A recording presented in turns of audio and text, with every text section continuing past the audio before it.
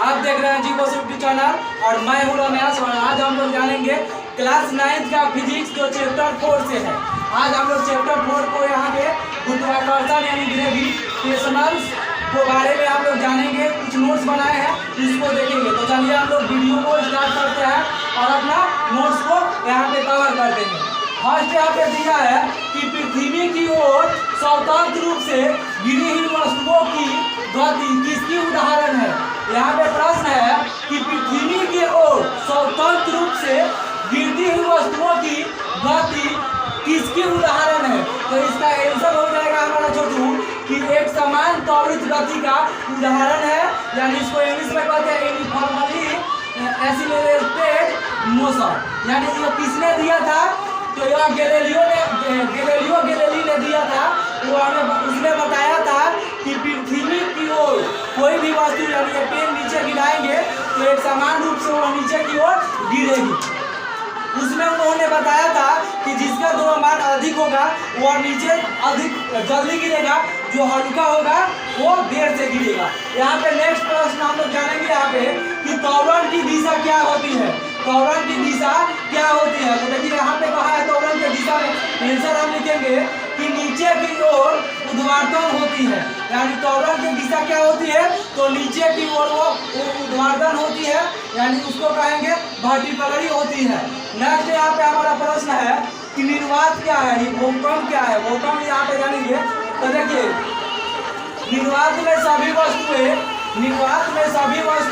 समान त्वरण से गिरती है। किसने बताया था, यानी निर्वात में कोई भी वस्तु होता है जहाँ पे ऑक्सीजन अनुपस्थित रहता है और वह एक समान नीचे गिरती है। जो किसने बताया था, तो वो बताए थे रॉबर्ट बॉयल ने। देखिए गैलीलियो गैलीली ने यहाँ पे बताया था कि कोई वस्तु जब हम गिराते हैं नीचे के ओर तो स्वतंत्र रूप से गिरती है, लेकिन उन्होंने यह नहीं बताया था कि कहाँ कैसे गिरती है। और रॉबर्ट बॉयल ने बताया था कि निर्वात यानी अनुपस्थित जहाँ पे ऑक्सीजन नहीं रहता है वहाँ पे एक भारी वस्तु और एक छोटा दोनों को गिराइएगा तो निर्वात में दोनों एक समान गिरेंगे। तो चलिए हम लोग नेक्स्ट यहाँ पे जानेंगे मुक्त पतन क्या है, यानी फ्री फॉल क्या है। मुक्त पतन क्या है, फ्री फॉल क्या है। तो देखिए इसका हम लोग परिभाषा बताएंगे कि किसी माध्यम के प्रतिरोध यानी रेसिस्टेंस की अनुपस्थिति में वस्तुओं के गिरने की गति को मुक्त पतन कहते हैं।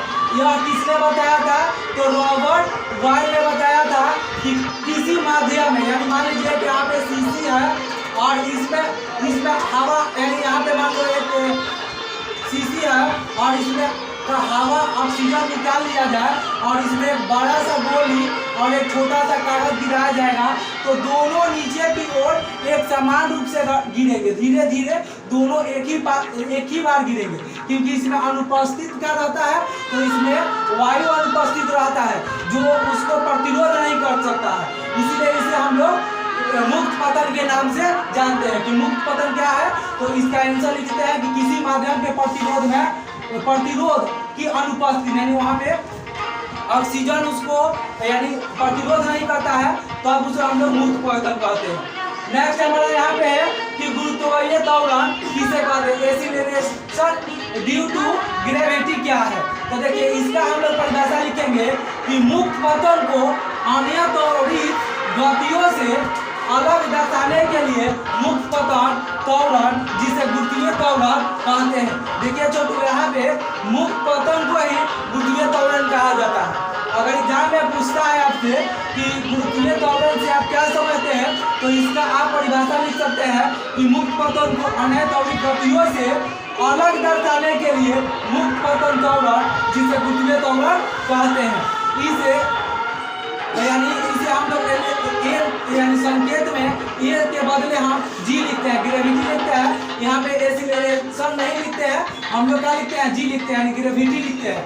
इसका संकेत नाम लिखते हैं। नेक्स्ट हमारा प्रश्न है छोटे यहाँ पे कि गुरुत्वीय त्वरण जी का परिणाम क्या होता है। देखिए कोई भी वस्तु होता है उसमें गुरुत्वाकर्षण बल यानी त्वरण कितना है, वो कितना होता है, तो वह 9.8 मीटर प्रति सेकंड होता है। अब देखिए त्वरण क्या है, ये यहाँ पे 9.8 मीटर प्रति सेकंड यानी यहाँ पे 1 मिनट में सेकेंड स्क्वायर यानी 9.8 सेकेंड स्क्वायर वो दूरी चलता है। कौन चलता है? छोटे यहाँ पे जाने के गुरुत्वीय त्वरण का स्पीड होता है। यह हम लोग 11th क्लास में जब जाएंगे तो वहाँ पे भी मायने में हम लोग इसको डिस्कस करके समझ लेंगे। तो चलिए हम लोग यहाँ पे थोड़ा सा परिभाषा ही जानेंगे। नेक्स्ट हमारा यहाँ पे प्रश्न है कि गुरुत्वाकर्षण बल यानी ग्रेविटेशनल फोर्स क्या है।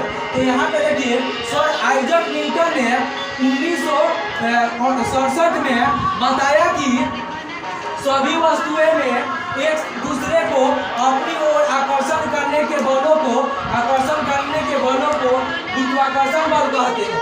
यानी गुरुत्वाकर्षण बल किसे कहते हैं? तो इसका हम लोग परिभाषा लिख सकते हैं एग्जाम में कि सभी वस्तुओं में एक दूसरे को अपनी ओर आकर्षण करने के बलों को गुरुत्वाकर्षण बल कहते हैं। देखिए हम जब इस पेन को नीचे गिराएंगे तो पृथ्वी में अपने ओर उसको खींचेगी। इसका मतलब होता है पृथ्वी गुरुत्वाकर्षण बल के कारण उसको खींचती है। आप यहाँ पे एक समझ सकते हैं उदाहरण में कि मान लीजिए यहाँ पे सूर्य है। क्या सूर्य है?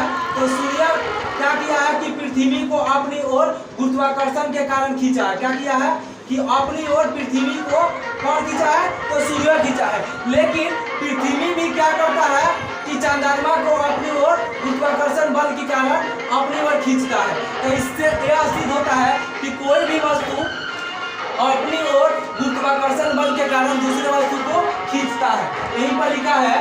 नेक्स्ट हम लोग परिभाषा जानेंगे कि आकर्षण बल कब समानुपाती होता है। यानी आकर्षण बल कब समानुपाती होता है। तो यहाँ पे जो हम लोग लिखेंगे कि दो वस्तुओं के परस्पर आकर्षण का बल दोनों वस्तुओं के द्रव्यमानों के गुणनफल के समानुपाती होता है।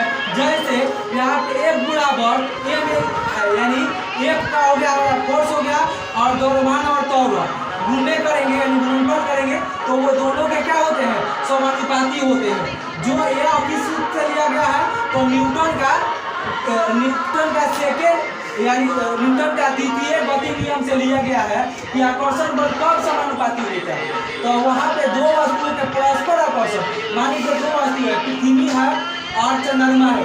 दोनों के बीच में आकर्षण यानी दोनों के बीच के आकर्षण को आकर्षण के द्रव्यमान के गुणनफल के समानुपाती होता है यहाँ पे। तो चलिए हम लोग नेक्स्ट यहाँ पे जानेंगे परिभाषा कि एक समान वृत्तीय गति क्या है। यानी यूनिफॉर्म सर्कुलर मोशन क्या है। तो यहाँ पे इसका परिभाषा हो जाएगा छोटू कि यदि कोई कण किसी वृत्त की परिधि पर एक समान चाल से घूम रहा हो तो उस गति को एक समान वित्तीय गति कहते हैं। देखिए यहाँ पे एक समान वित्तीय गति क्या है। तो यहाँ पे साफ लिखा है कि यदि कोई कण मान लीजिए एक कण हो गया, एक बड़ा सा गेंद ले लीजिए या एक कोई सा कण ले लीजिए कि कण हो गया हमारा कोई एक कण हो गया और यह क्या करता है कि यदि कोई कण किसी वृत्त की परिधि पर एक समान से चल रहा है। मान लो यहाँ से यह इधर घुमा फिर यहाँ से आया तो इधर घुमा, यहाँ से इस साइड आएगा तो इधर घूमेगा, यहाँ से जा रहा है फिर इधर से जा रहा है। तो यहाँ पे दिशा क्या होता है उसका? यहाँ पे केंद्र जो होता है हम लोग केंद्र आगे जाएंगे। यह जब घूमता है गोल गोल तो इसका दिशा क्या होता है? यहाँ से लगेगा कि इस दिशा में गया फिर इधर गया फिर यहाँ पे जाएगा कि सीधा इस दिशा में आया फिर। लेकिन एक समान क्या करता है? यह घूमता है। तो इसको कहते हैं कि यदि कोई कण किसी वृत्त की परिधि करता है।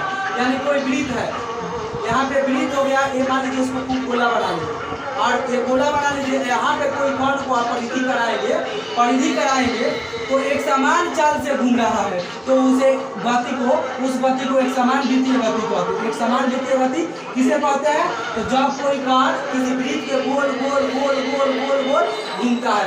जैसे क्या होता है कि हमारा पृथ्वी जो है पृथ्वी का चंद्रमा क्या करता है? एक समान वित्तीय गति करता है। यानी चंद्रमा पृथ्वी को पूरा गोला कितने घंटा में लगाता है? तो 24 घंटे में लगाता है। 30 घंटा कुछ सेकंड में लगाता है। यानी हम लोग जानते हैं कि 24 घंटा में क्या करता है? 24 घंटा में पृथ्वी जो है सूर्य के पूरा चक्कर लगाता है। ठीक है, तो चलिए हम लोग नेक्स्ट वीडियो में देखेंगे नेक्स्ट क्वेश्चन आंसर। तब तक के लिए धन्यवाद। थैंक्स।